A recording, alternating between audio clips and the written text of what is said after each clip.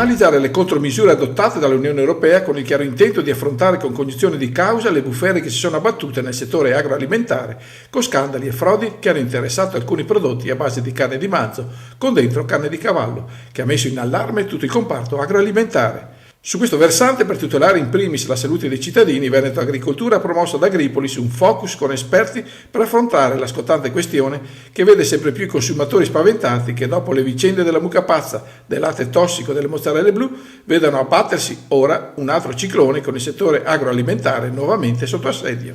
Agroalimentare europeo nell'occhio del ciclone, però soprattutto consumatori sempre più spaventati. Senza dubbio consumatori sempre più spaventati, ed è per quello che ancora una volta Veneto Agricoltura ha voluto dare un segnale pesantissimo come ente sperimentale della Regione Veneto, proprio per dire oggi qual è la situazione. La situazione è notevolmente preoccupante, derivante soprattutto dal fatto che dopo l'abolizione anche delle frontiere c'è stato un incremento sempre più, soprattutto da tanti paesi anche dell'est purtroppo, senza denigrarli, di importazioni di prodotti che sono letteralmente non consoni a quello che è l'attività del nostro paese. Cosa vuol dire questo? Vuol dire che tante volte arrivano sulle nostre tavole prodotti di altre comunità, di altri paesi che non sono di certo certificati o controllati come avviene in Italia. In contrapposizione abbiamo avuto dei segnali pesantissimi anche nel nostro paese in questo momento, dove tanti hanno approfittato del momento politico e soprattutto economico assolutamente denigrante. Cosa significa? Significa che tanta gente purtroppo fa della vera e propria speculazione di tutto quello che arriva sulle tavole. Di queste cose ne rimettono logicamente i nostri figli, le nostre famiglie, ed è una situazione preoccupante.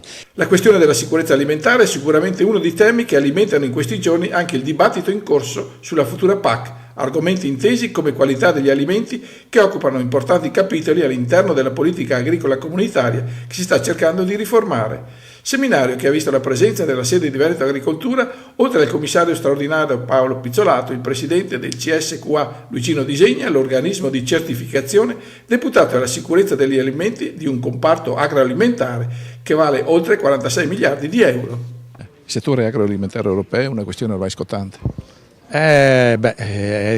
D'attualità, no? Stanno parlando anche proprio in questi momenti i media di 300.000 confezioni di ragù sequestrate e ritirate dal mercato per la presenza di carne equina. È un tema ricorrente che da prima del 2000, vi ricordate la mucca pazza, e poi influenza aviaria e poi altre situazioni di crisi, in parte frodi, in parte problematiche internazionali come l'aviaria per esempio, che hanno minato la fiducia del consumatore verso le produzioni agroalimentari. Quindi il tema di oggi è un tema veramente scottante e di attualità. La pubblicazione in arrivo da Veneto Agricoltura. La pubblicazione è una pubblicazione che fa un po' il punto della situazione di qualità e sostenibilità in funzione di quello che il Parlamento europeo e la Commissione stanno discutendo in tema di nuova politica agricola comunitaria, quindi di sostegno alle produzioni, di sostegno alle attività di controllo e di verifica, per esempio la tracciabilità che si impone essere obbligatoria a partire dalle materie prime per tutte le produzioni di origine animale e di origine vegetale. Solo questo può dare un minimo di garanzia. Poi le frodi, i reati di frode esisteranno sempre, ma per quello ci sono gli organi di polizia, gli organi di vigilanza che devono attivarsi. Il livello di preoccupazione qual è?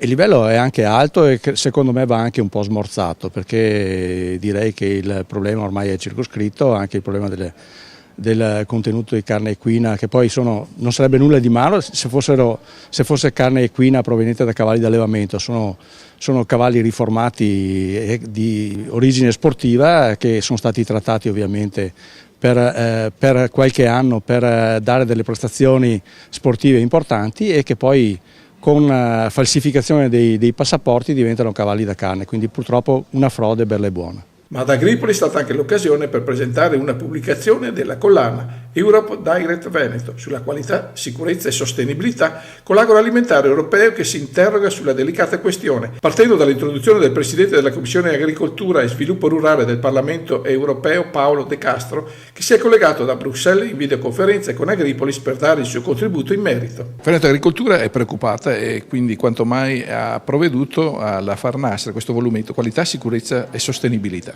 Sì, soprattutto sostenibilità di quelli che sono i prodotti altamente certificati. Ripeto, quello che sta succedendo in questo momento è che soprattutto i primi paesi che hanno formato la grande comunità europea sono quelli che hanno dettato le regole iniziali di quello che doveva essere il problema contro, diciamo, la sofisticazione.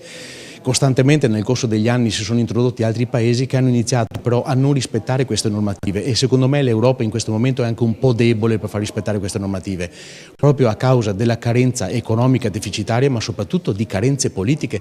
Voi pensate che in questo momento, dove da pochissimi giorni da noi si sono concluse le elezioni, noi dobbiamo andare a disegnare assieme alla Comunità Economica Europea quella che sarà la nuova PAC fino al 2020. Come facciamo a imporre le nostre attenzioni e i nostri bisogni in questo momento dove anche politicamente pesiamo così poco a livello europeo? Ecco perché bisognerebbe fare in maniera di poter incrementare i controlli, ma soprattutto cercare di fermare determinate cose quando ne veniamo a conoscenza. Al seminario di Veneto Agricoltura hanno portato il loro contributo determinante anche Edi De Francesco del Dipartimento e Sistemi Agroforestali dell'Università di Padova, che ha parlato della riforma della politica comunitaria sulla qualità dei prodotti agroalimentari, il professor Vasco Boato dell'Università Padavina, che ha messo in risalto la sostenibilità nell'agroalimentare, l'avvocato Neva Monari via telefono dello studio legale Avvocati per l'Impresa, Maria Chiara Ferrarese del CSQA Certificazioni e l'avvocato Dario Dongo di Food Security.